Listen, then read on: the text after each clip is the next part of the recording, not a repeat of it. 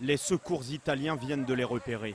Au large de la Sicile, ils sont des dizaines de migrants entassés dans ce canot pneumatique.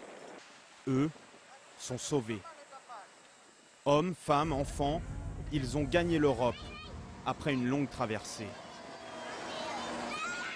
Chaque jour, la scène se répète. Les drames aussi, incessants, jusqu'à l'horreur. Cette semaine, des migrants ont jeté à l'eau d'autres migrants parce qu'ils n'avaient pas la même religion. Cette journaliste a rencontré l'un des survivants. Les musulmans se sont battus avec les chrétiens. Les chrétiens ont voulu se défendre, mais ils ont été poussés à l'eau. Et d'autres témoignages le confirment. En pleine nuit, alors qu'ils sont une centaine à bord de ce canot à moitié dégonflé, une dispute éclate en raison de la religion.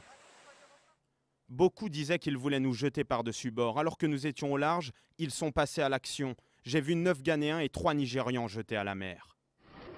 Au total, 12 personnes ont perdu la vie. Leurs agresseurs présumés ont été arrêtés hier. Ils sont maliens, ivoiriens ou sénégalais, tous de confession musulmane. 15 personnes ont été inculpées de meurtre aggravé par la haine religieuse. Une première en Italie. Et les tragédies se répètent. Ces migrants, par exemple, viennent de débarquer sur l'île de Lampedusa.